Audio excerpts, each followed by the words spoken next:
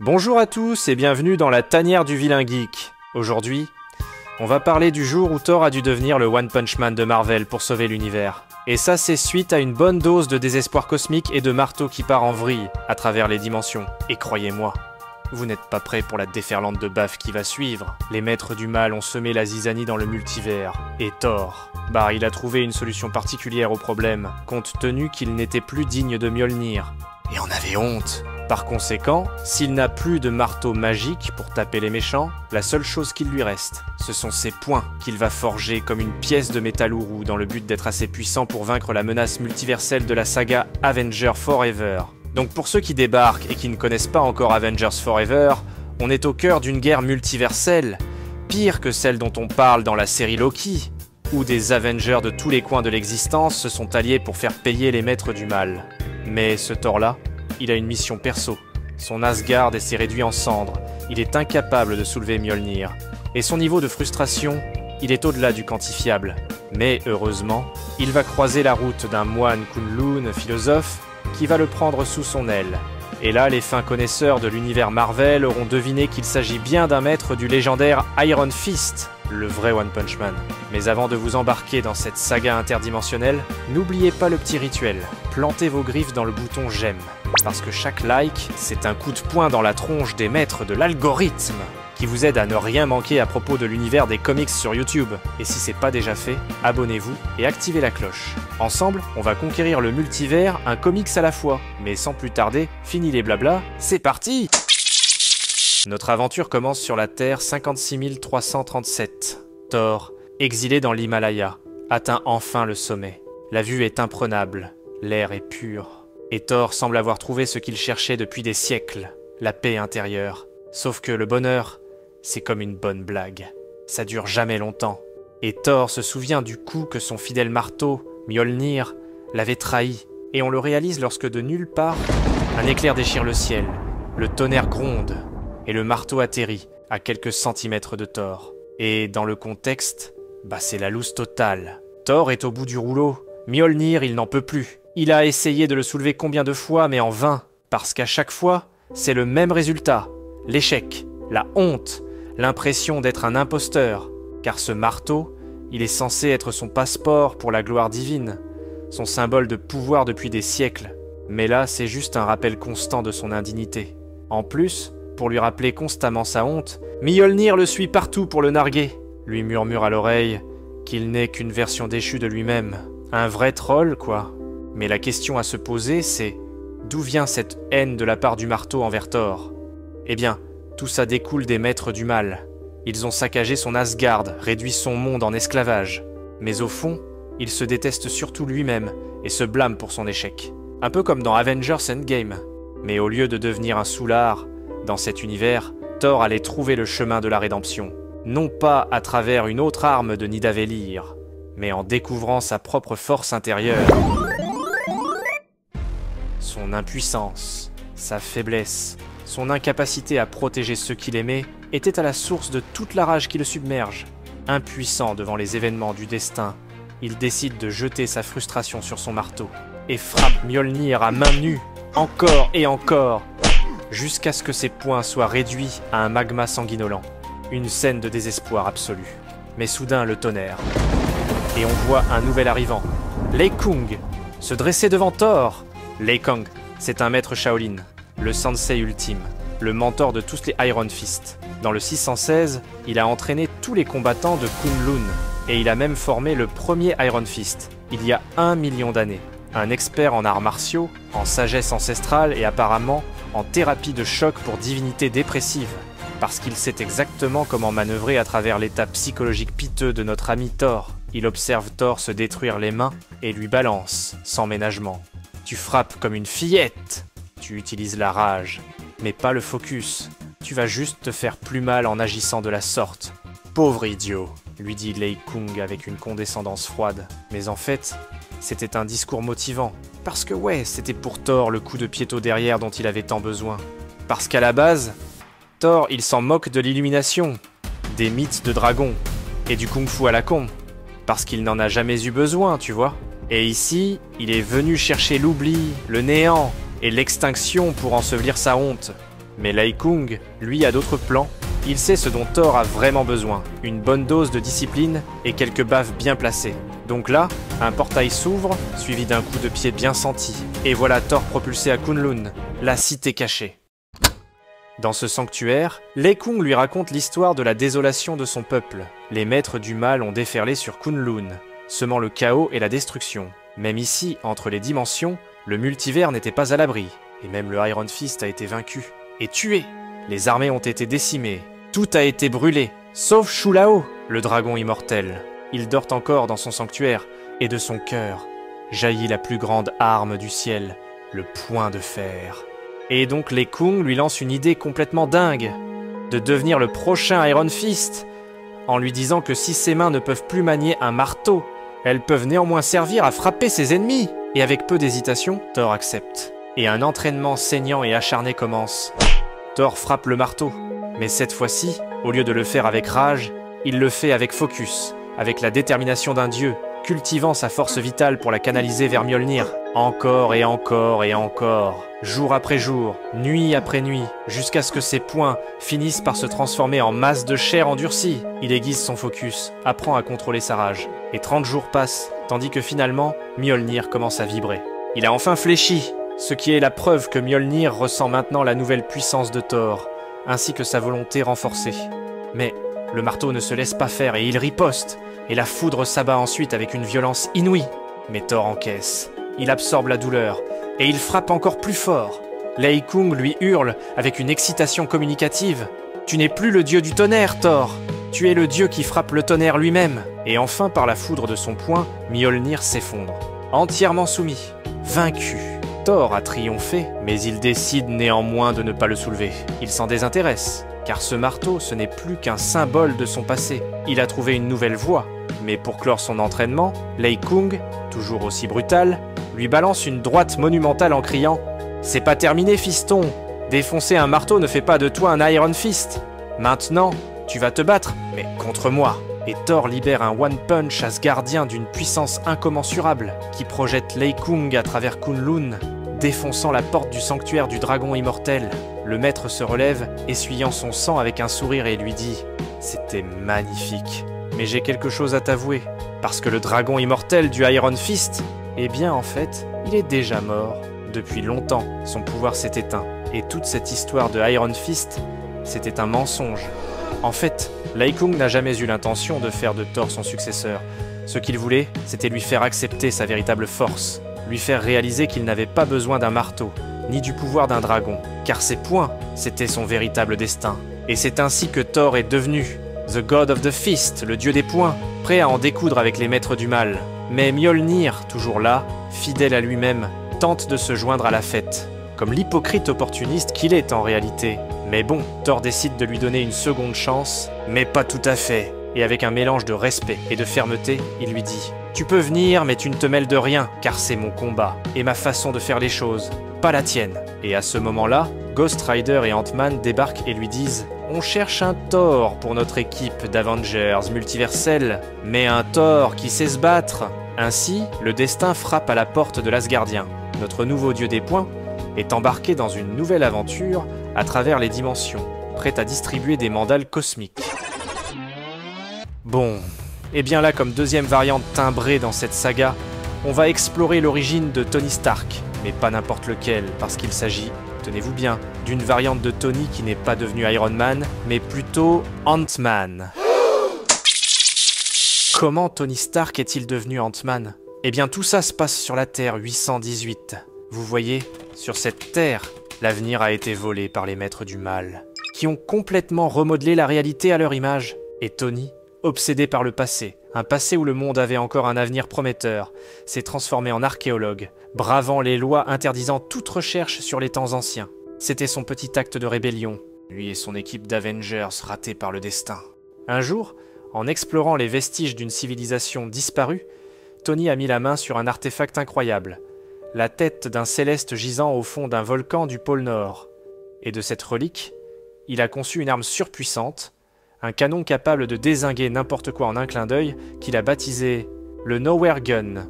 Et en passant, Nowhere est aussi un clin d'œil au nom du QG des Gardiens de la Galaxie dans le MCU. qui est en fait la tête d'un Céleste. Et juste en passant, dans les comics, cette grosse tête de Céleste, eh bien, fun fact, elle a été décapitée par nul autre que Knoll. Mais bon, ce n'est pas tout.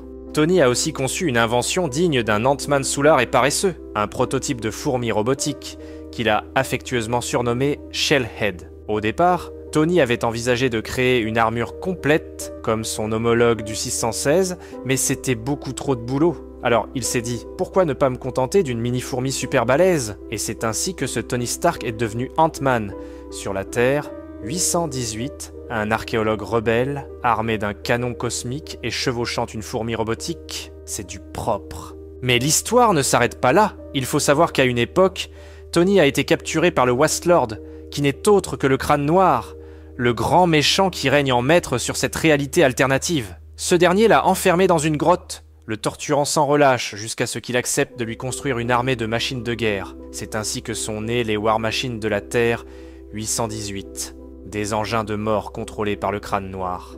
Après ça, Tony, complètement dégoûté, a décidé de se faire le plus petit possible, physiquement comme mentalement. C'est à ce moment-là qu'il a découvert les particules Stark, qui lui ont permis de rétrécir à volonté. Et malgré lui, hanté par son passé, et déterminé à réparer les erreurs qu'il a commises, il s'est lancé vers une quête de la vérité. Et c'est précisément en fouillant parmi les crânes de dieux oubliés que notre Tony Ant-Man va trouver le marteau de Odin, le puissant Mjolnir. Entendant les murmures des âmes défuntes, lui demandant vengeance, Tony tente de soulever le marteau, mais ne sera pas digne de sa puissance. N'empêche que c'est à cet instant qu'il prendra connaissance de la présence d'un Ghost Rider dans sa réalité. Et c'est justement en partant à sa recherche que le destin va frapper à sa porte. Car Robbie Reyes, le Ghost Rider du 616, débarque sur la Terre 818 en quête de vengeance multiverselle. Après une brève confrontation avec les War Machines du Crâne Noir, Robbie et Deathlock se retrouvent face à Tony Stark, qui leur révèle son existence et son désir de combattre le Crâne Noir. Et cette rencontre sera le début d'une alliance improbable, le premier pas vers la formation d'une équipe d'Avengers multiverselle. Bon, alors l'équipe d'Avengers multiverselle prend forme, mais là, accrochez-vous bien, parce que maintenant qu'on a trouvé notre Thor et notre Tony Stark principal de cette saga, il est maintenant temps de tourner notre attention vers le brave et honorable Steve Rogers, mais un Rogers en tôle avec des griffes en adamantium. Ouais, je vous jure. Au début de notre histoire, on voit un type se réveiller dans ce qui ressemble à une cellule de prison. Il est clair qu'il ne sait pas où il est, ni comment il est arrivé là. Mais il se souvient que son nom est Steve. Lorsqu'il sort de sa cellule, il voit un autre type qui lui dit « Mon nom est aussi Steve ». Et tout comme le Steve numéro 1, il n'a aucune idée de ce qui se passe et comment il est arrivé ici. Puis soudain, une grande porte, située au milieu de toutes les cellules de prison, s'ouvre. Un type commence à hurler et court vers elle. Steve numéro 1 demande si on doit l'aider et l'autre Steve lui dit « Non, on doit plutôt rester dans nos cellules ». Avec un ton timide et effrayé. Si on fait trop de bruit, ils vont nous arroser avec le jet d'eau. Et là, les deux Steve entendent un aboiement. Et, à leur grande surprise, ils trouvent un chien dans une autre cellule de prison dont le nom est aussi Steve. En inspectant le chien, ils voient qu'une partie du sol est en fait un tapis roulant, qui ressemble en fait à un tapis de course, ou comme les tapis déroulant les produits dans un supermarché.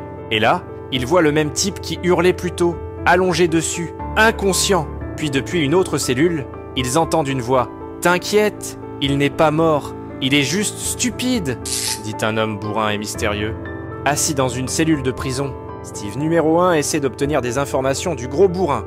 Mais celui-ci ne lui explique rien. Il dit juste « Je mérite d'être ici pour les choses que j'ai faites. » Puis, le même type qui s'est fait assommer se réveille et dit « Il y a une force mystérieuse derrière ces portes, et elle m'a attaqué, me renvoyant en prison. » Le deuxième jour arrive, et la même chose se produit. La porte s'ouvre à nouveau. Le type qui hurle commence à courir vers elle, tandis que les autres le regardent. Il se fait assommer, puis traite tout le monde de lâche pour ne pas l'avoir rejoint. L'homme musclé et mystérieux dit « Je ne suis pas un lâche, je suis quelque chose de bien pire. » Le troisième jour, tout est pareil. Le chien, l'homme musclé, le type qui hurle. Ils se posent tous la même question, parce que la situation est grave bizarre, tu vois. Et ils n'ont absolument pas la moindre idée de la façon dont ils sont arrivés ici. Sauf que les prisonniers ont compris une chose. Quelqu'un, quelque part, avait décidé d'emprisonner tous ces Steve Rogers à travers le multivers. Mais la question est, pourquoi ? Les jours passent, et jour après jour, le Steve Rogers qui hurle passe par les portes mystérieuses, mais se fait constamment assommer. « Il n'y a qu'un seul homme là-dedans! C'est tout ce qui se dresse entre nous et la liberté !» hurle-t-il. « Et qu'as-tu vu ?» lui demande un des Steve. « Bougez-vous le postérieur si vous voulez savoir! Bande de poules mouillées !» Quand le 11e jour arrive, on peut voir que le Steve qui hurle est cette fois-ci beaucoup plus amoché qu'à l'habitude, à peine capable de tenir debout. Les autres Steve lui disent qu'il devrait arrêter d'essayer de passer la porte, car il va finir par mourir. Mais il répond juste « Mieux vaut mourir là-bas qu'ici avec vous, bande de mauviettes ». Mais quand le Steve qui hurle commence à courir vers la porte, on voit que Steve numéro 1 le rejoint de nulle part. Mais une fois de plus, ils se font tous les deux assommer. « Non mais c'était quoi ça ?» demande Steve numéro 1, stupéfié. « Je t'avais dit que tu ne pourrais même pas le voir venir !» répond le Steve barbu. Mais le Steve numéro 1 a découvert un indice. Alors il commence à écrire quelque chose sur le mur. Quand le 14e jour arrive, le Steve Rogers chien rejoint l'équipe. Mais ils se font tous assommer à nouveau. Quand le 17e jour arrive, Steve numéro 2 se bat contre son propre esprit. Car il veut aider les gars, mais il a peur. On peut enfin voir le Steve Rogers musclé et mystérieux. Et il est clair que c'est une bête absolue, avec un drapeau américain sur le visage, des muscles incroyablement larges, et des griffes comme celles de Wolverine. Inspiré par les autres, il accepte d'aider tous les Steve à enfin vaincre la force mystérieuse. Et quand le 33e jour arrive, c'est ce qu'ils font. Quand la porte s'ouvre et qu'ils la franchissent, ils sont instantanément confrontés à un parcours d'obstacles et des boules de métal volant sur eux. Mais ils parviennent à les éviter. Puis on peut voir 5 silhouettes se tenant au loin, et il est clair que c'est la force mystérieuse qui n'a cessé de les assommer. C'est ça. Soyez prêts. Il y en a 5 cette fois. Alors qu'est-ce qu'on fait ? demande Steve numéro 2, d'un ton chancelant et découragé. C'est notre moment, les Steve, répond Steve numéro 1. Et les silhouettes leur lancent soudainement un objet à toute vitesse. Et Steve numéro 1 leur dit de lever les mains et de l'attraper. Et c'est là qu'on découvre ce que Steve numéro 1 écrivait sur ses murs. En fait, il ne faisait pas qu'écrire. Il dessinait la chose qu'ils sont censés attraper. « Attrapez-le !» crie Steve numéro 1. Et pour la première fois après 33 jours de prison, tous les Steve arrivent enfin à ne pas se faire frapper par l'objet mystérieux. Mais c'est là qu'on découvre que les 5 silhouettes étaient en fait des Steve Rogers, eux aussi, ou comme on les connaît mieux, des Captain America, et qu'ils étaient en train de tester tous les Steve Rogers qu'ils ont pu trouver, car le mal arrive. Et on ne peut pas gagner une guerre multiverselle sans Captain America. Alors on avance maintenant dans le temps, suite au recrutement du Thor devenu le One Punch Man Marvel, ainsi que de l'armée de Steve Rogers dont on vient de parler il y a un moment. Là, Tony Stark, alias Ant-Man, savoure avec un plaisir non dissimulé quelques drinks bien mérités, après avoir réussi, tant bien que mal, à réunir une équipe multiverselle pour celui qu'on appelle Avenger Prime, leur leader, opérant dans l'ombre et dont je vais vous parler dans pas long. Mais dans l'équipe, on y retrouve la variante la plus puissante de Black Panther, dont je n'aurai pas le temps de parler dans cette vidéo, mais puissant comme un Superman wakandais. Et même une armée de Carol Danvers plus puissantes les unes que les autres. Mais Deathlock et Robbie Reyes vont vite refroidir l'ambiance. Ils lui annoncent qu'il reste encore un dernier membre à recruter, avant de pouvoir se lancer à corps perdu dans cette guerre cosmique. Et il s'agit de nul autre que lui-même, les variantes de Tony Stark, mais dans sa version Iron Man classique. Sauf que voilà, notre Ant-Man, jusque-là plutôt jovial, devient livide, presque translucide. Son visage se déforme sous la terreur, et il s'exclame « S'il vous plaît, non, pas lui! Je refuse, c'est hors de question !» Pris d'une véritable crise d'angoisse, il semble terrifié à l'idée de devoir collaborer avec d'autres variantes de lui-même. Mais malgré tout, l'équipe insiste, réalisant peut-être que la véritable crainte de Tony vient du dégoût qu'il a envers lui-même. Mais ses amis restent fermes. Ils savent très bien qu'il est impossible de gagner cette guerre sans Iron Man. C'est donc là, chers amis, que commence une chasse à travers les réalités alternatives les plus improbables et les plus dingues. L'équipe, menée par un Ant-Man clairement à contre-cœur, part à la recherche du Tony Stark ultime. Celui qui aura l'étoffe d'une légende et qui possédera le génie, la détermination et surtout la stabilité mentale nécessaire pour les aider à vaincre une bonne fois pour toutes les maîtres du mal. Mais malheureusement pour eux, au lieu de tomber sur un Tony Stark façon Endgame, c'est le début d'une longue et douloureuse série de déceptions, avec des variantes de Stark toutes plus loufoques les unes que les autres, et des situations complètement cheloues qui défient littéralement l'entendement. Le premier Tony Stark qu'il rencontre, après avoir traversé des dimensions plus étranges les unes que les autres, est un mec complètement paf, bourré et parano, qui est persuadé que les Avengers veulent sa peau, donc il s'enfuit d'eux en criant « Non mais qu'est-ce que vous me voulez? Allez-vous-en » Et Tony Ant-Man tente de le dissuader et de lui faire comprendre qu'ils sont pas les méchants et qu'ils veulent son bien. Mais dans une course folle, ce pauvre Iron Man parano a craché à sa mort en tentant de les esquiver. Alors dommage. Après ça, le deuxième Iron Man qu'ils ont trouvé est un simple ferrailleur, vivant reclus dans une décharge à ciel ouvert, qui a l'incroyable talent de transformer des déchets en de véritables œuvres d'art. Mais malheureusement, les habitants de son monde, des paysans superstitieux et ignorants, le considéraient comme un sorcier, un être maléfique, et par conséquent, l'ont tout simplement lynché sans autre forme de procès, un vrai gâchis. Le troisième Tony Stark qu'ils croisent sur leur route est une entité géante dont l'esprit a été transféré, à la suite d'une expérience qui a terriblement mal tourné, dans un corps robotique tellement énorme, tellement colossal, qu'il ne peut tout simplement plus tenir sur aucune planète. Il est complètement déconnecté de la réalité. Ses pensées sont confuses, incohérentes, et son seul souci, sa seule obsession, est de trouver une planète suffisamment grande pour lui, afin qu'il puisse enfin se sentir à l'aise. Donc Ant-Man et les autres se disent que c'est peine perdue, et ils se tirent en douce. Ensuite, ils sont tombés sur un Tony Stark particulièrement mémorable, un ermite paranoïaque, encore pire que le premier, qui vit reclus dans une grotte et croit être prisonnier d'une organisation maléfique qui l'oblige à construire des armes. Le problème, c'est que ces « gardiens », entre parenthèses, ils sont en réalité des squelettes desséchés qui gisent à ses côtés depuis des années. C'est à la fois terrifiant et pathétique. Encore une fois, ils se disent qu'ils n'ont pas trouvé leur Iron Man. Finalement, alors qu'ils sont sur le point d'abandonner leur quête, ils finissent par tomber sur un Tony Stark complètement isolé du reste du monde, dans un petit village perdu au milieu de nulle part, qui passait ses journées à réparer les objets cassés des autres. C'est un vieil homme solitaire, usé par le temps, qui était visiblement gravement malade. « Je ne pensais plus que quelqu'un se souvienne que j'étais encore ici !» dit-il à Tony Ant-Man, d'une voix fatiguée. Les deux variantes ont entretenu une conversation semblable à celle d'un fils, au chevet de son père mourant, et Tony Ant-Man était visiblement ému par leur échange, parce que malgré sa simplicité, cette variante de Tony Stark était probablement la plus noble et la plus sincère qu'il ait rencontrée à date, et le vieil homme lui dit « Sais-tu comment je suis devenu aussi habile à tout réparer autour de moi ? Eh bien, c'est parce qu'il faut être brisé soi-même pour mieux comprendre les choses brisées. » Et Tony Ant-Man lui répond « Alors tu dois sûrement me comprendre. » À quoi le vieil homme lui répond que ça fait longtemps qu'il attend sa visite, et qu'il croyait savoir pourquoi notre Tony était venu vers lui, mais que son temps était venu, donc il faudra quelqu'un d'autre pour réparer les objets du village. Et à son dernier soupir, le vieil homme dit à Tony qu'il n'a pas grand-chose à lui léguer.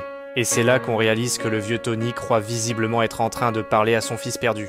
Il lui dit qu'il peut tout avoir, et que c'est son humble héritage. Mais avant de pouvoir terminer sa toute dernière phrase, le vieil homme s'est éteint, et ce moment avait profondément marqué Tony Ant-Man, et c'est là qu'il avait compris quelque chose d'important, autant à propos de lui-même qu'à propos des autres variantes brisées qu'il avait rencontrées. Il avait compris qu'il ne s'agissait pas de trouver le Tony Stark parfait, mais bien d'apprendre à s'accepter lui-même avec toutes ses imperfections. Et il en est de même pour tous les autres Tony timbrés qu'il avait mis de côté. Et c'est ainsi qu'il a réuni tous les Tony qu'il avait trouvés dans le multivers, aussi imparfaits ou tarés soient-ils. Parce qu'en réalité, paradoxalement, le fait que ces variantes soient toutes brisées les qualifiait à réparer le bris dans le multivers, parce qu'ils peuvent mieux le comprendre, et donc mieux le sauver.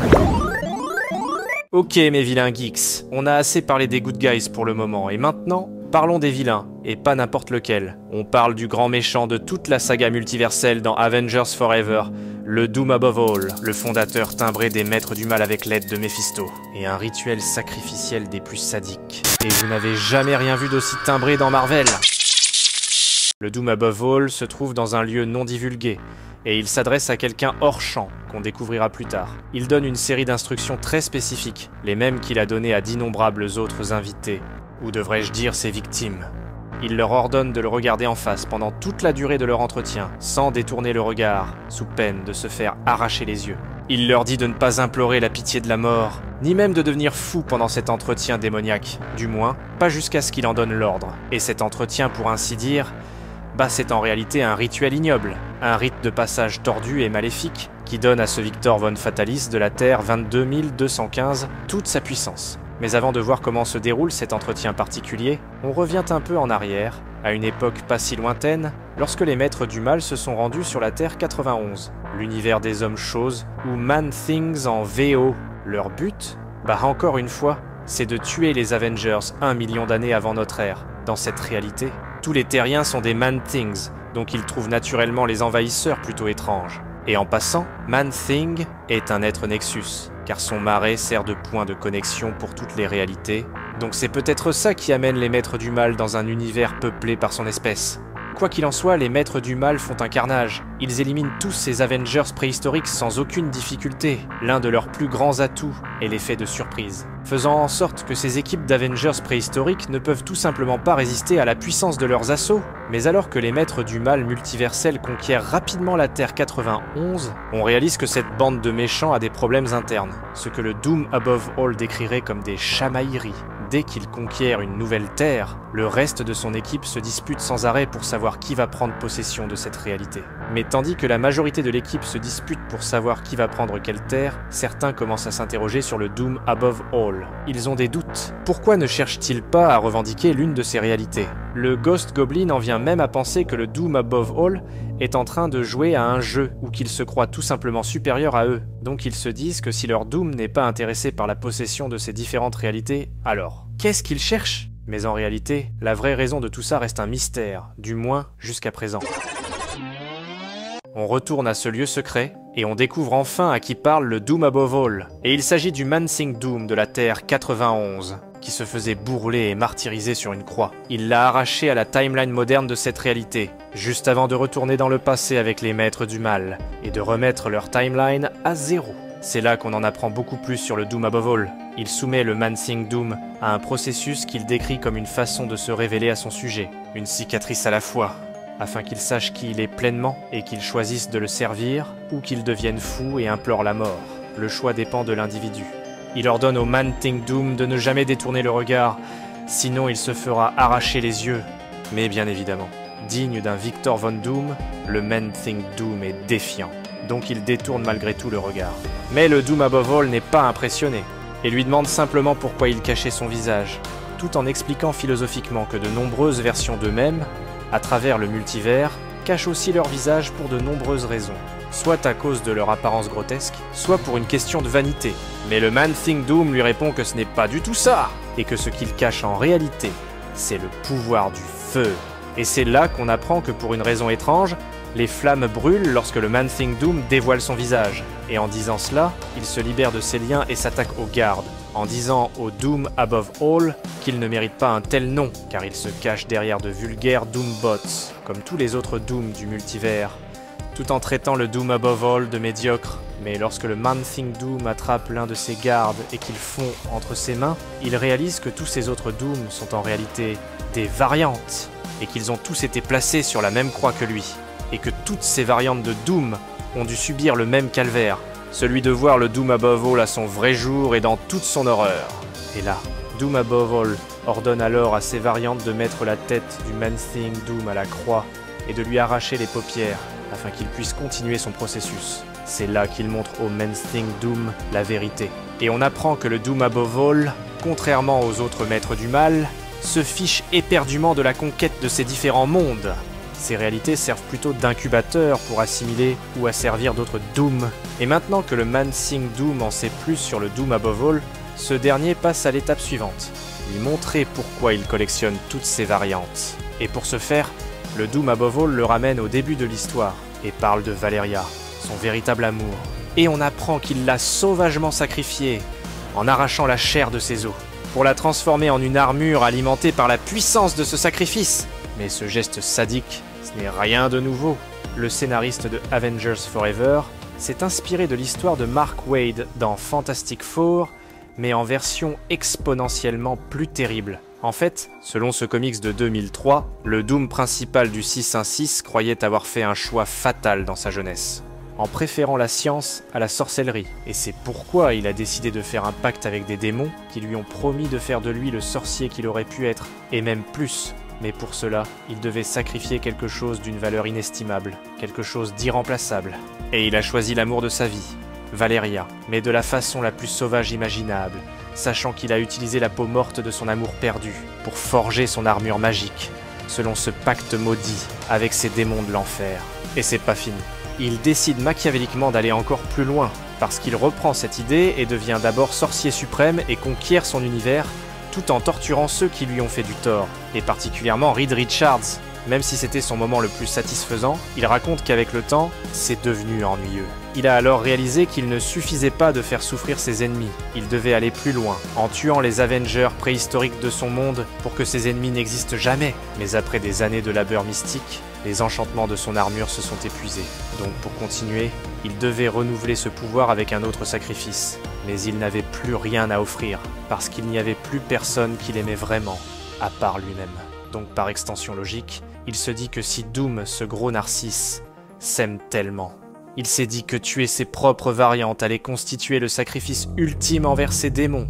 Même si la première fois, il a trouvé le geste pénible, donc il a fini par aimer et détester chaque sacrifice. En réalisant le potentiel infini d'un multivers de Doom, qu'il pouvait sacrifier les uns après les autres. Et c'est ensuite que Mephisto lui a donné la brillante idée de former les maîtres du mal, initiant dès lors un véritable massacre multiversel. Alors que le Doom Above All révèle toutes ses vérités au Man Thing Doom, ce dernier le supplie d'arrêter, incapable d'en supporter davantage. Et là, il décide enfin de se soumettre.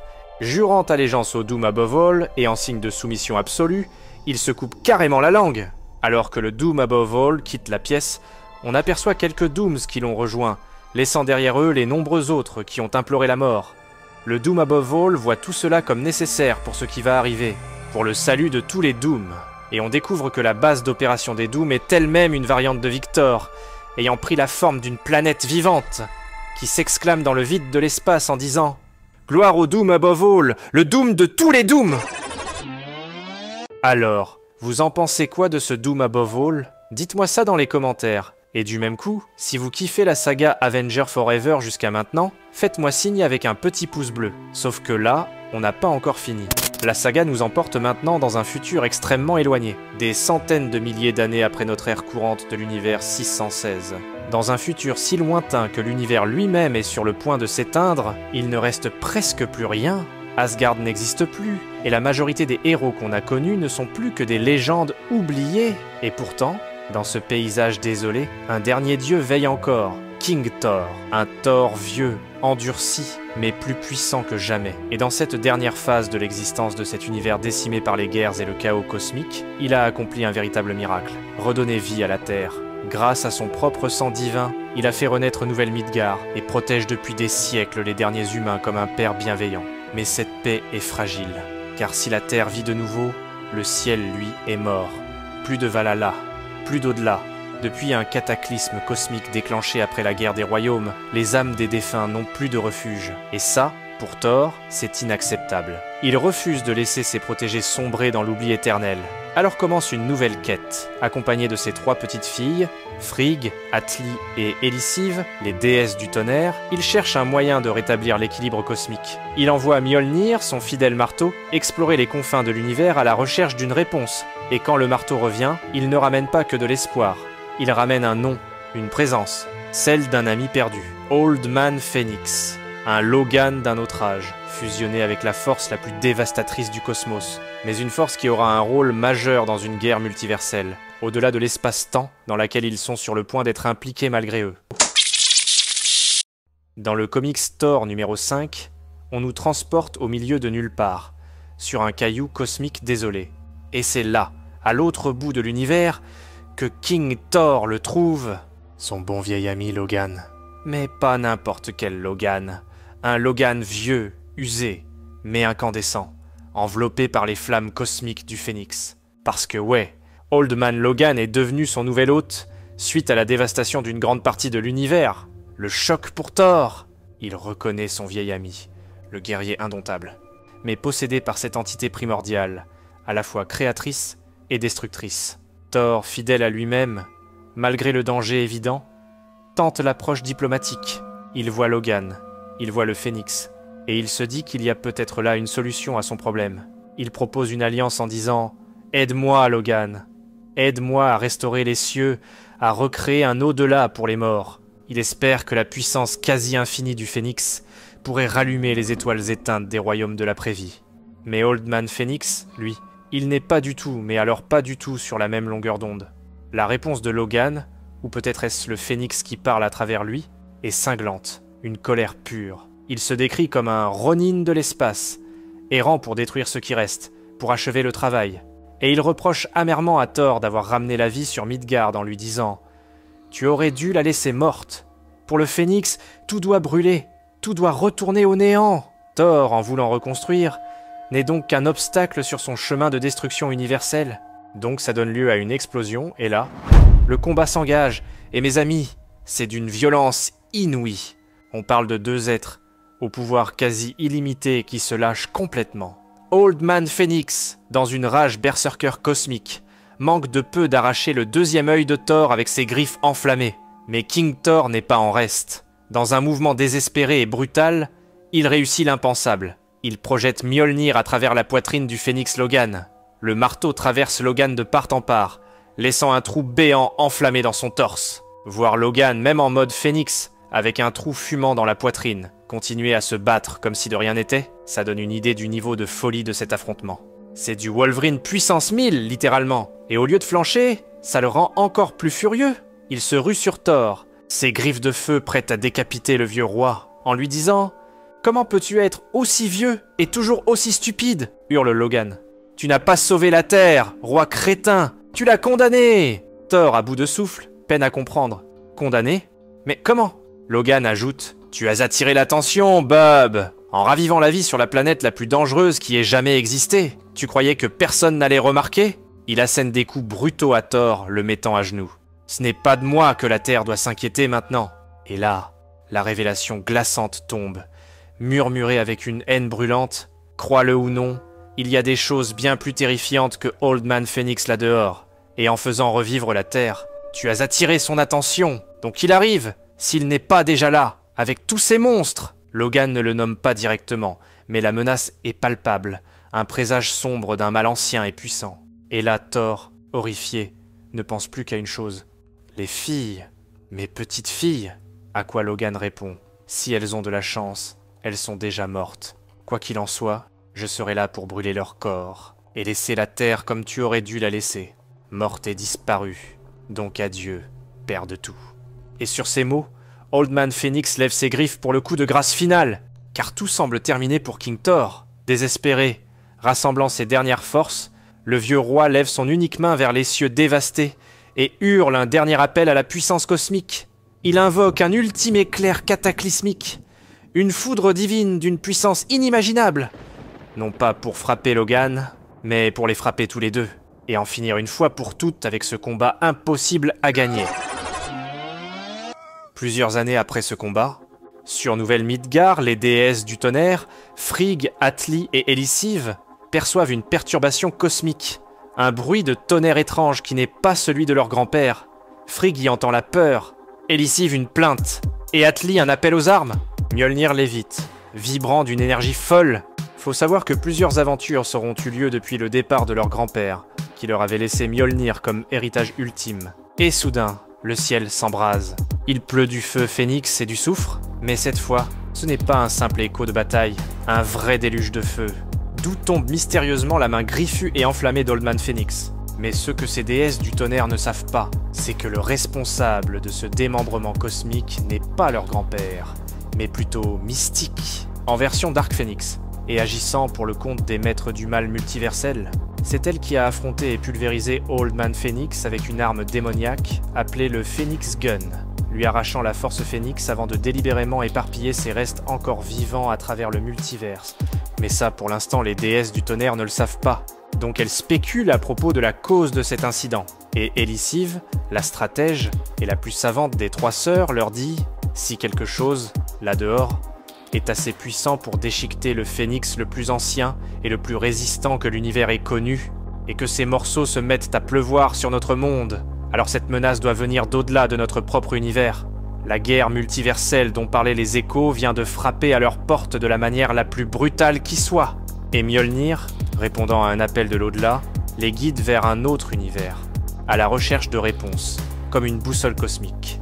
Et il les mène directement sur la Terre à 818, ce wasteland que l'on connaît bien maintenant, théâtre des exploits du Tony Stark Ant-Man, qui avec l'aide du All-Rider Robbie Reyes, affronte le Crâne Noir et ses machines de guerre. Les déesses du tonnerre débarquent en plein milieu des conséquences de ces batailles, reconnaissant immédiatement un environnement marqué par la présence d'un être extrêmement puissant. Une fois la poussière retombée, elles discutent avec le Tony Stark Ant-Man local. Et c'est là qu'elles apprennent qu'ici aussi, il a plus du feu phénix et du soufre. Et l'autre main d'Old Man Phoenix, elle aussi vivante et enflammée, a atterri sur cette terre. Elles comprennent alors que le corps de Logan a été littéralement pulvérisé et éparpillé à travers les dimensions, et pour une bonne raison. Et quand cette variante de Tony Stark Ant-Man leur montre le marteau qu'il a trouvé lors de ses excavations, elles réalisent que c'est ce marteau, laissé par l'Odin des Avengers 1 million BC de cet univers, tué par les maîtres du mal, qui a probablement appelé leur propre Mjolnir, expliquant leur arrivée pile au bon endroit. Suite à la conversation avec Ant-Man, et à la lumière de toutes ces découvertes, les déesses comprennent que leur grand-père les prépare à mener une guerre multiverselle sans précédent, à un combat contre les maîtres du mal. Et Mjolnir a pour rôle de les guider d'un univers à l'autre, afin de trouver les autres membres du corps de Logan Phoenix, tout en récoltant les autres Mjolnir abandonnés dans chacun de ces univers.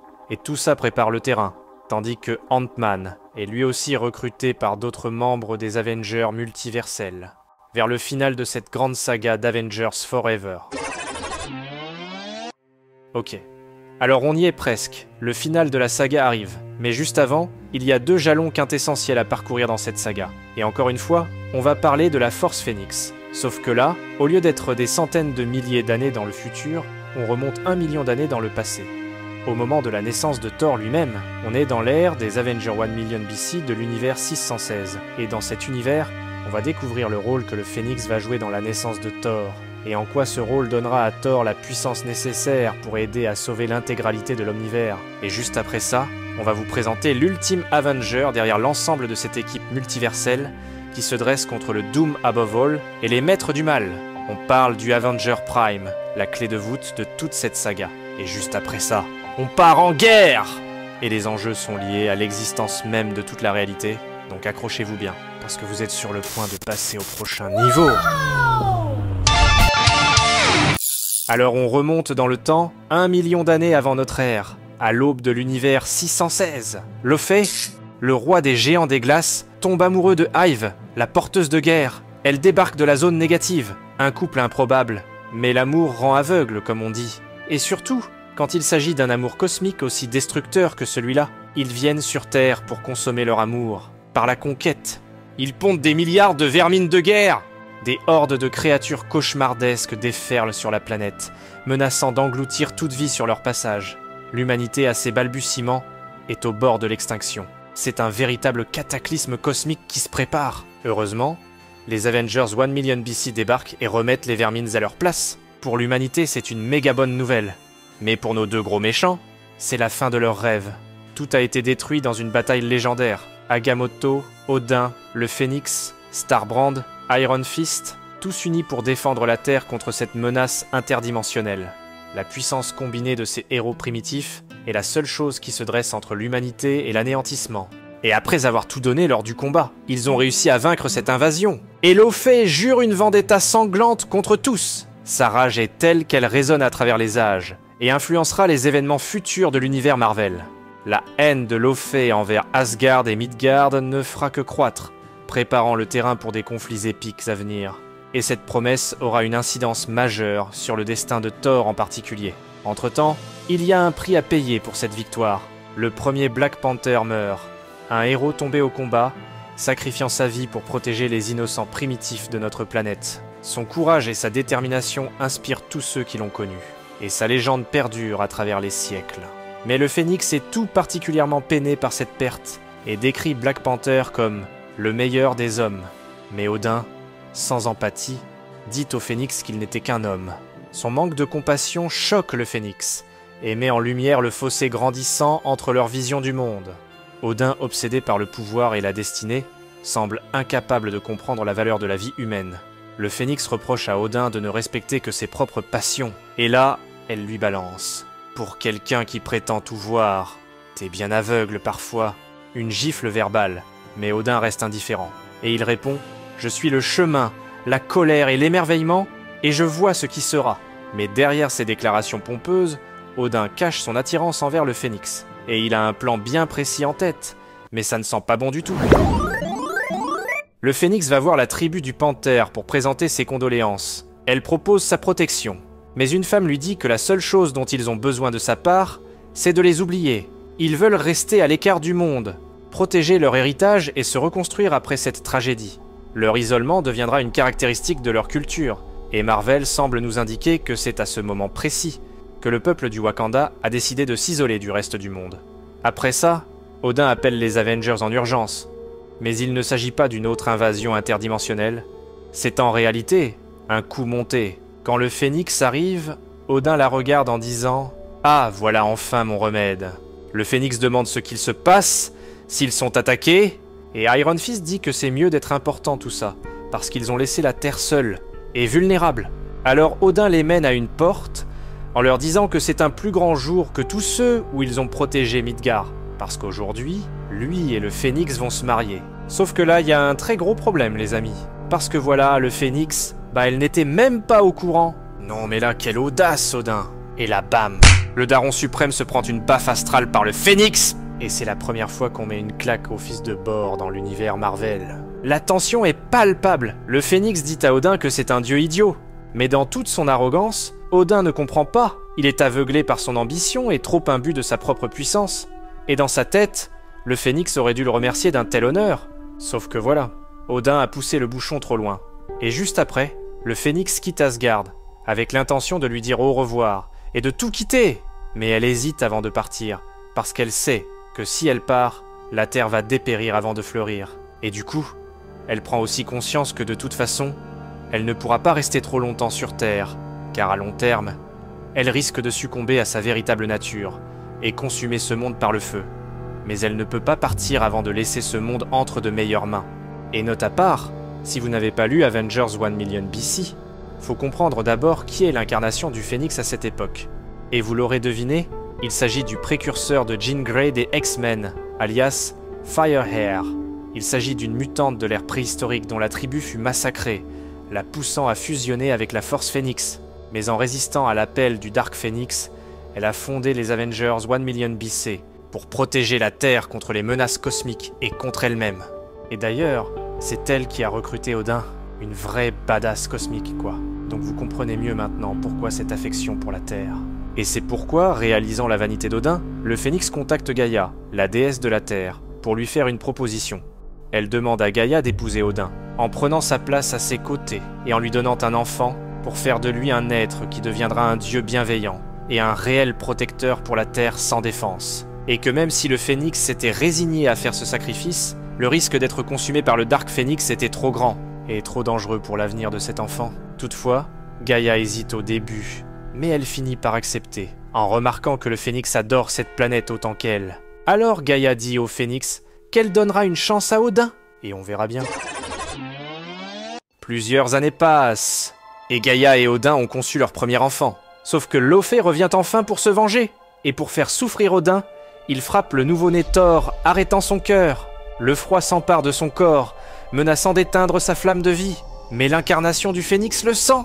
Elle attrape l'enfant glacé et s'envole. Elle brûle pour insuffler la vie dans l'enfant. Une flamme cosmique jaillit du phénix, enveloppant le corps de Thor et réveillant sa puissance divine. Les étoiles elles-mêmes semblent retenir leur souffle, témoin de cette renaissance extraordinaire. On sent la puissance cosmique du phénix comme jamais. Un enfant dont le premier souffle est une flamme dans le ciel de la Terre, un enfant qu'on appellera Thor, la naissance d'une légende. Alors voilà, c'est donc ainsi que le dieu asgardien de l'univers 616, et probablement ceux de plusieurs autres univers, comme celui du Thor One Punch Man, a reçu ses pouvoirs. Non seulement de la part de sa mère et son père biologique, déjà eux-mêmes extrêmement puissants, mais aussi du phénix lui-même, qu'il a fait renaître dans un grand moment de péril, l'imbibant de la puissance qui alimente son amour cosmique et son attachement à l'humanité, sa mère spirituelle. Et là, un éclair déchire le ciel, illuminant le monde de sa puissance brute. La terre tremble sous la force de cette nouvelle vie. Mais juste après, Odin dit au Phénix qu'elle doit rester loin de sa famille. Il ne comprend pas le lien profond qui unit maintenant le Phénix à Thor, ni l'importance de son rôle dans sa destinée. Le Phénix part, avec une tristesse infinie qui l'envahit. Mais elle sait qu'elle a fait le bon choix. Elle restera toujours connectée à Thor, comme une mère spirituelle, même à travers les distances cosmiques. Et à chaque fois que le tonnerre gronde, elle se souviendra de ce serment, de sa promesse à Gaïa, et de l'enfant qu'elle a aidé à mettre au monde. Et gardez ça à l'esprit lors de la conclusion de la saga Avengers Forever. Bon, là c'est pour de bon. On arrive à la toute fin de la saga Avengers Forever, qui implique également une bonne partie du run Avengers de Jason Aaron, ainsi que les comics Avengers Alpha et Avengers Omega. Mais là, juste avant d'entrer dans la baston finale, il est temps d'explorer l'origine de la variante la plus puissante de Loki, parce que ouais, vous allez découvrir que c'est lui notre Avenger Prime dans l'ombre, et sa backstory vous aidera à comprendre tout ce qui s'est passé jusqu'à maintenant, et surtout, pourquoi l'équipe des Avengers multiversels est si critique à la survie de la réalité elle-même. Donc, un petit rappel d'appuyer sur le pouce bleu si vous êtes prêts pour ce grand final complètement dingue. Et c'est parti! Donc l'Avenger Prime, celui qui est à la tête de tous les Avengers à travers le multivers, eh bien c'est un Loki, une révélation faite dans le comics Avengers Forever numéro 13, et dont la backstory nous est présentée dans Avengers numéro 65. Et dans ce comics, Loki commence à raconter son histoire, qui est complètement barge, mais fascinante. Et il commence par un jour qu'il considérait, à l'époque, comme le plus beau jour de sa vie. Un jour dont il a maintenant profondément honte, soit le jour où son frère Thor est mort. Mais attention, le jeune Loki de cette réalité n'y était pour rien. Dans son monde, le prince Thor, en tentant de maîtriser Mjolnir pour la première fois, a été emporté par le marteau, directement dans le soleil. Et quand le marteau est revenu, il était seul, avec juste un point fermé autour du manche. Et plus rien de ce pauvre Thor. Une fin tragique pour cette variante du dieu du tonnerre. Et après cette perte désastreuse, le père de tout n'a plus jamais été le même, sombrant dans la dépression. Et ça, tu vois, ça a ouvert une voie royale pour Loki. Encore jeune, il a réussi à usurper le trône d'Asgard, devenant le nouveau père de tout. Et sa première décision, ce fut de vendre Odin comme esclave aux géants des glaces. Ouais, mes amis, ce Loki-là ne faisait pas dans la dentelle. Et à l'époque, il considérait que ce serait le deuxième plus beau jour de sa vie. Mais au bout d'un moment, assis sur son trône, seul, il ressentait un vide immense. Et pourtant, dans cet univers, il était devenu le dieu le plus puissant des 10 royaumes. Il avait accompli ce que les Loki à travers le multivers ont tous rêvé d'accomplir en vain. Alors pourquoi cette sensation d'inutilité? Eh bien, pour trouver la réponse, il est allé chercher conseil auprès de la seule personne qu'il estimait digne de respect, lui-même, ou plutôt, d'autres versions de lui-même à travers le multivers. Combinant sa puissance de père de tout avec sa magie, il a franchi les barrières entre les univers. Mais à chaque fois, c'était la même chanson. Chaque variante de Loki qu'il rencontrait finissait par le trahir. Et donc la conclusion s'est imposée d'elle-même. S'il y a une constante dans le multivers, c'est qu'on ne peut pas faire confiance à un Loki. Jamais. Donc pour éviter d'être trahi par ses pairs, il a commencé à explorer le multivers en secret, observant ses autres versions. Et après de nombreuses observations, il comprend enfin! Tout comme dans la série Loki du MCU, cette variante réalise que le dénominateur commun de tous les Loki, c'est qu'ils perdent constamment. Donc il réalise que lui, sur le trône d'Asgard, est sorcier suprême de sa réalité. Il était l'anomalie. Car partout ailleurs, les Loki échouaient. Et souvent, c'était spécifiquement à cause de ces satanés Avengers. Ces simples humains jouant aux dieux, comme il les voyait. Et univers après univers, ces héros s'assemblaient pour la première fois à cause d'un Loki. Et cet événement marquait le début d'une ère de héros qui ne disparaissait jamais dans la plupart des réalités. Donc Loki, le père de tout, se dit que la solution est simple. Il faut juste effacer les Avengers. Voilà. Et là, il s'est lancé, tout comme le Doom Above All, dans une croisade préventive sur sa propre terre. Il s'est assuré qu'aucun nouveau dieu du tonnerre n'émergerait. Il a trouvé Captain America dans la glace, pour le larguer direct chez les géants des glaces. Il a empêché Tony Stark de forger sa première armure. Il a mis Wakanda à sac, et même téléporté les Ghost Riders à Muspelheim. Donc, ayant couvert toutes ses bases, il avait éradiqué la moindre étincelle héroïque potentielle. Son monde était enfin sûr, sans Avengers, avec lui comme seul gardien. Du moins, c'est ce qu'il pensait, mais c'était loin d'être gagné, vous allez voir. Alors voilà, même si c'était brillant dans sa logique tordue, il avait juste trouvé une nouvelle façon de perdre. Parce qu'en se débarrassant des Avengers, il avait oublié un léger détail. Il n'était pas la seule raison pour laquelle il s'assemblait. Et sans les Avengers pour protéger la Terre, les gros problèmes sont arrivés. Galactus, les Célestes, Thanos, Crâne Rouge, Gore le massacreur de Dieu. Chacun avec sa propre vision pour cet univers sans défense. Et qui était là pour les affronter? Eh bien nul autre que le All-Father Loki, tout seul, comme un vrai boss.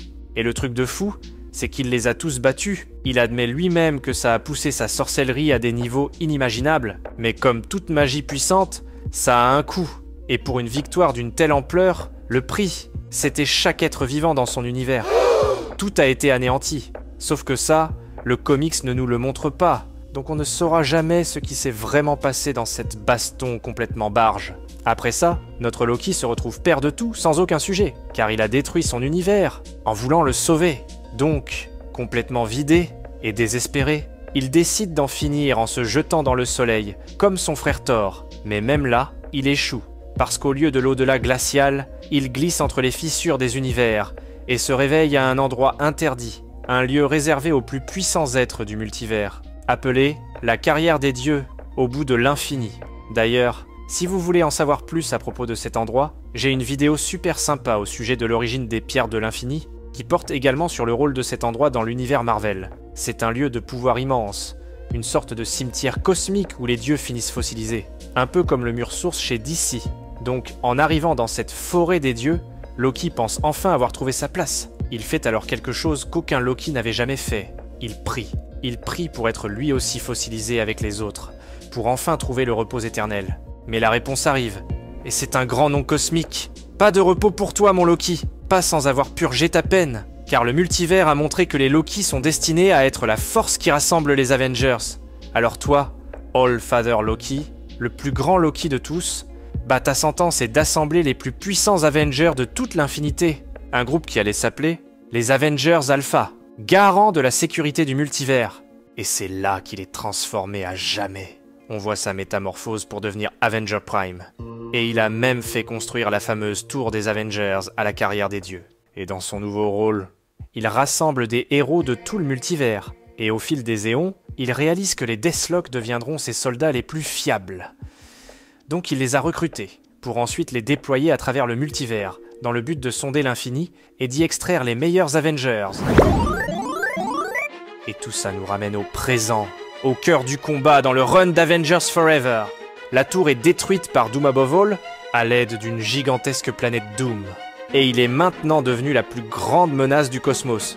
Donc son armée de Dooms déferle, et il est temps pour Avenger Prime de montrer ce qu'il a dans le ventre. Et il ne déçoit pas. Alors que les Dooms chargent en hurlant « Mort aux Avengers !», Prime leur lance que le nom de Doom n'a aucun pouvoir ici. Il invoque ensuite les vents de Watumb, une incantation extrêmement puissante depuis 4 univers différents. Un maelstrom de magie pure qui désintègre les Dooms, ne laissant que des ossements desséchés. Et devant une telle puissance de frappe, même le Tony Stark Ant-Man est genre est-ce qu'on est sûr que c'est un gentil, lui?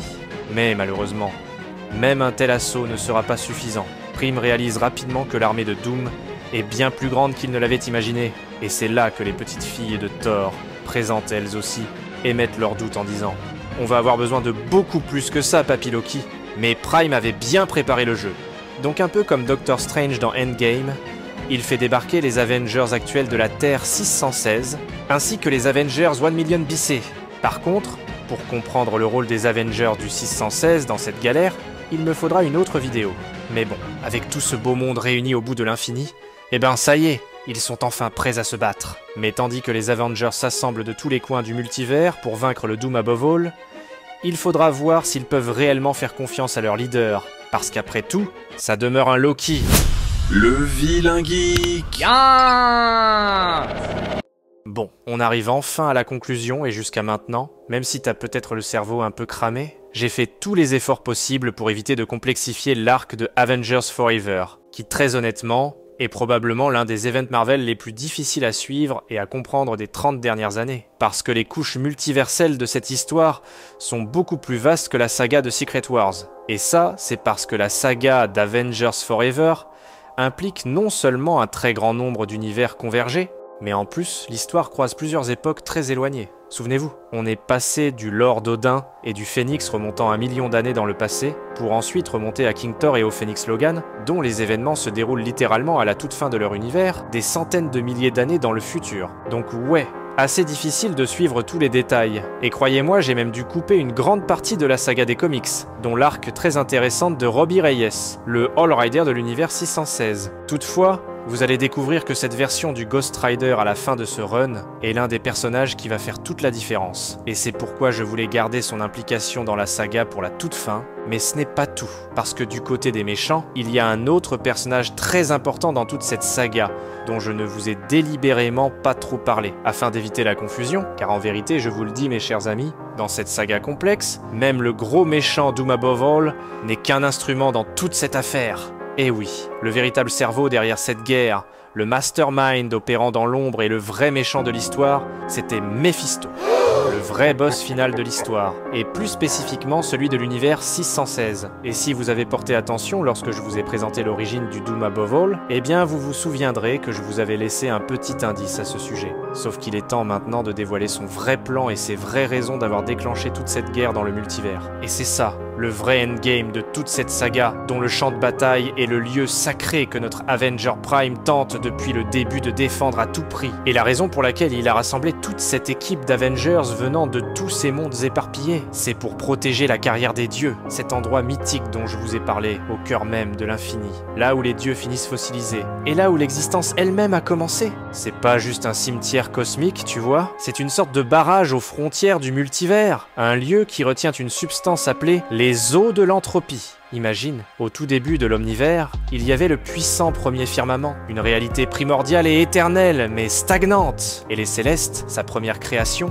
ont fini par le trahir, causant une guerre qui a brisé le firmament, le transformant en le tout premier multivers, tel qu'on le connaît, avec toutes ses réalités fluctuantes. Mais les restes de ce premier firmament sont devenus les eaux de l'entropie, une force d'annihilation pure, capable de défaire l'existence elle-même si elle était libérée. Et c'est exactement ce que le Conseil des Rouges, mené par le Mephisto du 616, cherchait à contrôler dans l'ombre. Et dans tout ça, Mephisto et son conseil avaient besoin des maîtres du mal, afin de distraire l'Avenger Prime et faciliter l'accès à la carrière des dieux, leur permettant de l'envahir. Sauf que, vous me direz que ces maîtres du mal, on n'en a pas reparlé tant que ça dans toute l'histoire. Et il y a une raison, car dans le cas des maîtres du mal, disons qu'ils n'ont jamais atteint la carrière des dieux. À part 2 d'entre eux, après avoir fait beaucoup de dégâts, ils ont été sévèrement affaiblis dans le comics Avengers numéro 64, notamment par les efforts de la collaboration entre les Avengers du 616 et leurs ancêtres 1 million d'années dans le passé, lors d'un affrontement fatidique. Et après cette bataille finale, leur leader présumé, soit le Doom Above All, avait machiavéliquement trahi l'ensemble de son équipe,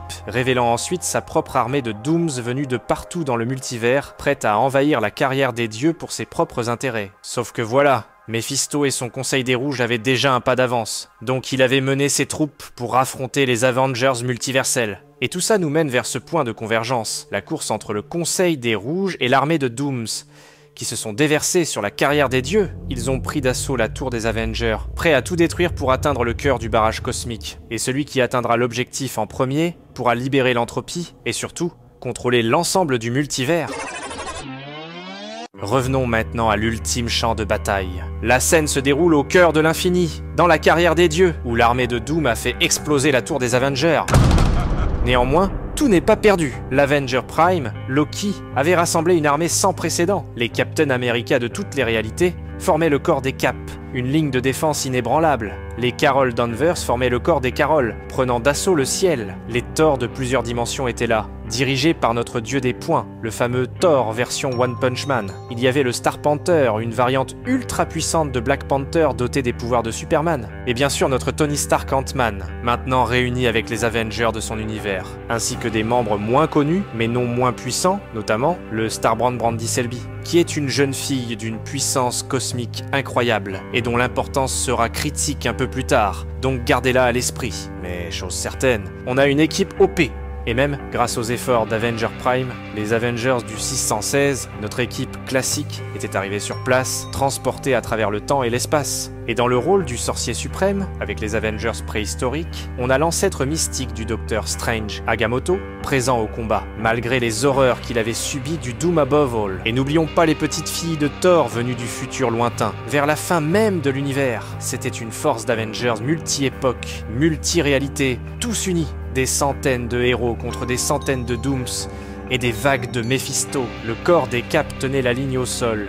Des Captain America de toutes sortes, même le chien Steve Rogers résistant à l'assaut, sauf que certains de nos héros sont tristement tombés au combat, tandis que d'autres ont découvert leur vraie noblesse. Le Star Panther déchirait les rangs ennemis avec sa vitesse et sa puissance cosmique. Et notre Thor, le dieu des poings, a montré pourquoi il portait ce nom avec fierté. Face à un Méphisto devenu gigantesque, un colosse démoniaque venu du Conseil des Rouges, un être de mal absolu de la taille d'un building, notre Thor n'a pas hésité. D'un unique coup de poing chargé de toute sa puissance, canalisant sa force intérieure forgée par l'entraînement de Lei Kung, le fameux One Punch, qui a fait sa légende dans cette saga, il a pulvérisé ce Méphisto géant, une seule frappe, et l'entité démoniaque s'est désintégrée, renvoyée d'où elle venait dans un éclair de puissance pure. C'était court, mais a donné un avant-goût à l'ennemi de la puissance de l'équipe, et a offert ce moment tant attendu aux fans de notre Thor préféré. Mais il va vite se rendre compte que malgré cette victoire, la guerre est loin d'être finie. Pendant ce temps, le Doom Above All affrontait directement l'Avenger Prime. C'était un duel de titans, avec la magie cosmique de Loki contre la sorcellerie sacrificielle du Doom Above All. Et les Avengers sont débordés. Les Méphisto du Conseil des Rouges se déversaient partout. Certains pour assiéger l'enclave des Avengers, d'autres creusant frénétiquement dans le substrat rocheux de la carrière des dieux pour atteindre les eaux de l'entropie en dessous. Leur plan machiavélique touchait au but. Et c'est là que le vrai plan de Méphisto s'est révélé dans toute son horreur, profitant du chaos. Pendant que ses variantes s'épuisaient à combattre les héros et à creuser, le Méphisto du 616 a agi. Dans un acte de trahison ultime envers les autres Méphisto, il a attaqué ses propres variantes. Profitant de leur affaiblissement, il a absorbé le Conseil des Rouges en lui-même. Un spectacle horrible, leurs essences fusionnant dans la sienne, le rendant monstrueux en taille, mais surtout en pouvoir, dépassant même les colosses que Thor venait de pulvériser. Il a révélé qu'ils n'avaient jamais vraiment eu confiance en eux, et que leur seule utilité était de le rendre plus fort. Le vrai objectif de Méphisto n'était pas de conquérir des univers, ni même de les réécrire. Il était fatigué, tu vois, fatigué de son éternelle damnation en enfer et de la prison du cauchemar qu'il inflige aux condamnés. Son but était l'oubli, l'anéantissement total de tout, y compris de lui-même. Il voulait libérer les eaux de l'entropie pour que tout s'arrête, pour trouver la paix dans le néant, pour mettre fin à toute forme d'existence. Un vrai cas de somme multiverselle, quoi. Sauf que là, ça va se gâter. Le Doom Above All, réalisant qu'il n'avait été qu'un pion dans le jeu de Méphisto, s'est tourné contre le démon géant. Il a attaqué le Méphisto ultime, cherchant à contrôler lui-même l'entropie qui commençait à s'échapper de la carrière des dieux sous la force des coups et des creusements. Des creusements qui, pour rappel, avaient été orchestrés par l'armée des démons de Méphisto, et dont le but était justement de percer le barrage de la carrière, afin de libérer complètement l'entropie des vestiges du premier firmament. D'ailleurs, c'est avec cette entropie que Méphisto avait réussi à vaincre et ensuite assimiler tous ses autres variantes. Mais n'étant pas capable de maintenir une telle puissance, il s'est affaibli, offrant l'opportunité parfaite pour que Doom vienne l'usurper avec ses propres ambitions. Selon lui, s'il n'utilisait qu'une petite dose contrôlée de l'entropie, il croyait pouvoir maîtriser cette force d'annihilation pure et l'utiliser pour recréer le multivers à son image, un endroit où seul Doom existerait. Mais c'était sans compter sur le génie de Tony Stark Ant-Man de la Terre 818, même s'il était un peu cassé, comme on l'a vu dans la partie sur les Tony Stark variants. Car pendant que Doom Above All s'apprêtait à canaliser l'entropie, Ant-Man s'est faufilé à sa taille de fourmi, utilisant ses particules Stark, celles qui lui permettaient de changer de taille, et il l'a espièglement utilisé pour bombarder Doom avec une dose amplifiée d'entropie, provoquant une overdose incontrôlable et fatale, forçant le Doom Above All à instantanément se transformer en pierre, une statue inerte, comme les dieux fossilisés de la carrière. Notre Tony Stark Ant-Man a littéralement pétrifié la plus grande menace de Doom du multivers. Un coup de maître inattendu, un vrai moment de gloire pour cette variante atypique. Mais c'était trop peu, trop tard. La carrière des dieux était ouverte, la brèche, agrandie par les coups et les creusements antérieurs des Méphisto, était là, béante, et les eaux de l'entropie commençaient à se déverser. Une marée noire et visqueuse qui effaçait tout sur son passage, défaisant la trame même de l'existence. Un raz de marée apportant le néant lui-même. Captain America du 616 a tenté d'aider les blessés, mais son bouclier, symbole de sa résistance, était impuissant devant ces eaux. Même Old Man Phoenix, le vénérable Logan fusionné avec la force cosmique, a tout fait pour arrêter ce fléau, mais il a échoué lui aussi, ayant même failli perdre tout son adamantium dans le processus. Il a rejoint les Avengers multiversels après que les petites filles de Thor ont réussi à le reconstituer, en retrouvant tous ses membres, tout en rassemblant les Mjolnir de différentes réalités. Mais bon, pour ce qui est de l'entropie en dérape, la prochaine ligne de front pour tenter de l'arrêter,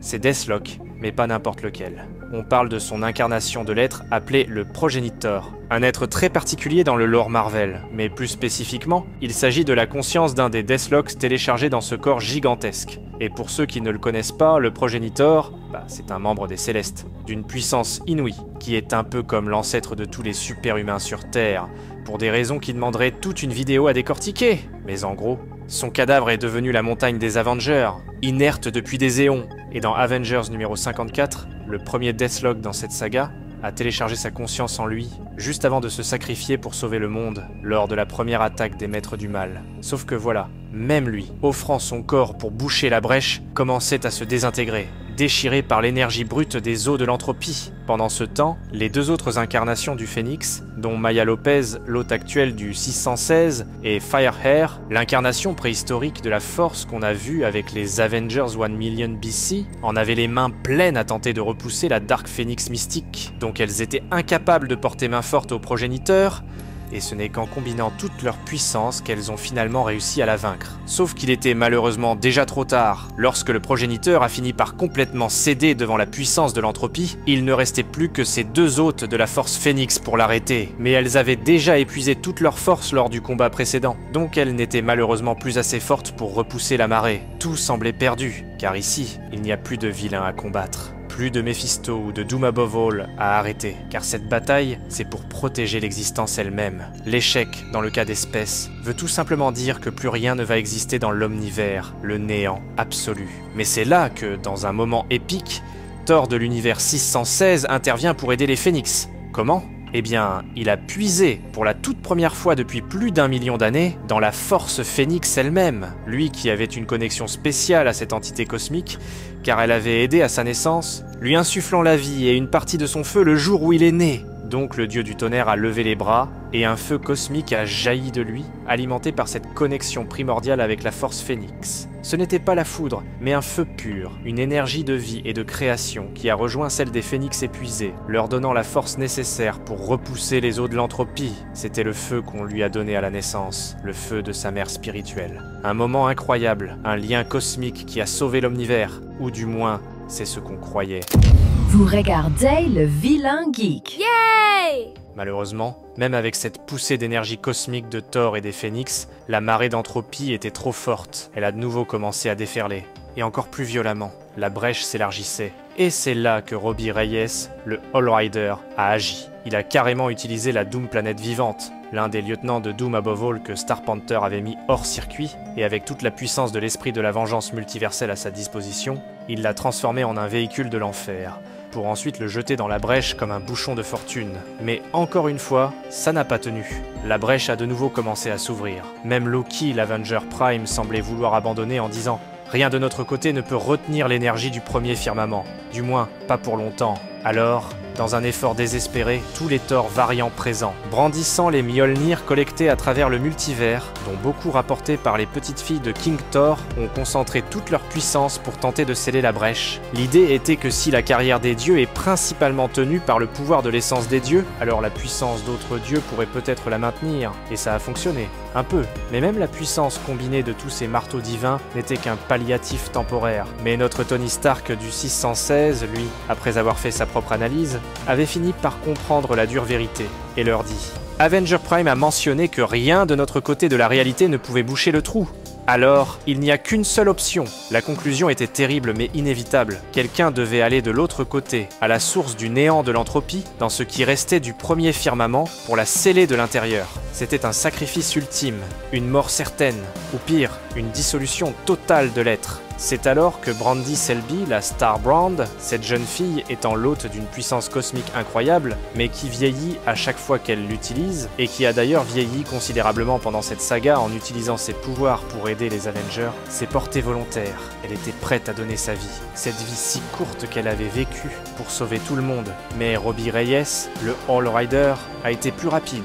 Lui aussi, il avait des comptes à rendre. Il voulait sauver son petit frère, Gabe, qu'il aimait plus que tout au monde. Il a confié son frère Gabe à Captain America et Captain Marvel, leur demandant de prendre soin de lui. Sans une once d'hésitation, Robbie Reyes, le All Rider, a foncé dans le vide de l'existence tout entière. Il a traversé la brèche, filant à toute vitesse dans les eaux d'entropie, portant l'espoir de tout l'omnivers sur ses épaules. Et la seule chose qu'il avait en tête, atteindre l'autre côté, au-delà du barrage cosmique, et utiliser la puissance démesurée de son véhicule pour détruire le substrat rocheux depuis l'intérieur, provoquant un effondrement qui scellerait définitivement la blessure de l'omnivers. C'était un acte de courage pur, un sacrifice monumental pour sauver toute l'existence, même si ça voulait dire qu'il allait mettre fin à la sienne.